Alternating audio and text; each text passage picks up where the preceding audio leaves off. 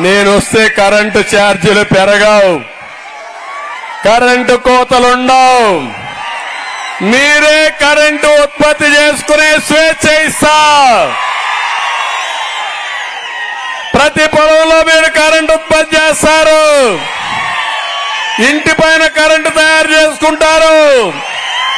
మీరు వాడుకున్న కరెంటు మిగులు కరెంటు గ్రిడ్కి ఇస్తే కొనుక్కొని డబ్బులు ఇస్తా మీకు. అది నా తెలివితేటలు, సైకో తెలివితేటలు. జలగమారుగా మీ రక్తాన్ని తాగేయడమే ఆయన పని. ఏది కావాలో తమ్ముళ్ళు అని మిమ్మల్ని అడుగుతున్నా నేను. ఆర్టీసీ రేట్లు పెరిగాయా లేదా? చెత్త మీద పన్నేసాడా లేదా? నేను వస్తానే చెత్త మీద పన్ను రద్దు చేస్తా. మళ్ళా ఇతను వస్తే జుట్టు పన్నేస్తాడు. నమస్తే అండి.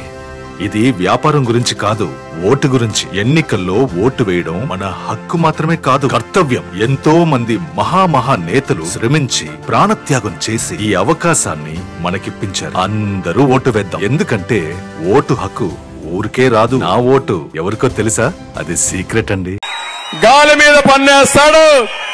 వీళ్ళు ఒక గాలి మనుషులని చెప్పి కూడా నేను మీకు తెలియజేస్తున్నా. అందుకే తమ్ముళ్ళు ఇక్కడ యువత ఉన్నారు. ఏం తమ్ముళ్ళు ఉద్యోగాలు వచ్చాయా? వచ్చాయా అని అడుగుతున్నా. వచ్చాయి కదా. ఫిష్ మార్ట్ లో ఉద్యోగాలు ఇచ్చాడు కదా. ఫిష్ మార్ట్ లో ఉద్యోగాలు ఇచ్చాడయా. పులివెందుల్లో ఫిష్ మార్ట్ పెట్టి మోడర్న్ ఫిష్ మార్ట్ అని పిల్లలకు ఉద్యోగాలు ఇస్తా అన్నాడు. ఇప్పుడు అది కూడా ఎత్తిపోయింది, దివాలా తీసేసింది. ఆ ఉద్యోగాలు కూడా పోయినాయి. ఈయనిచ్చింది వాలంటీర్ ఉద్యోగం, నేనిచ్చింది ఐటీ ఉద్యోగం.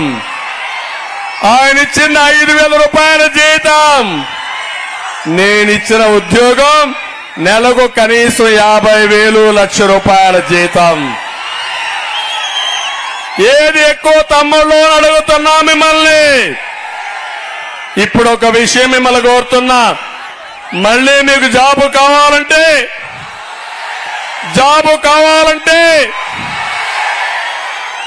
నమ్మకమేనా మీకు?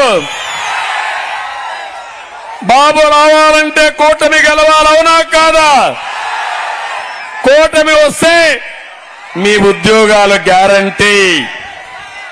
అందుకే హామీ ఇస్తున్నా. వచ్చిన వెంటనే మొదటి సంతకం మెగా డిఎస్సి పైన పెడతాను. జాబ్ క్యాలెండర్ ఇస్తాను.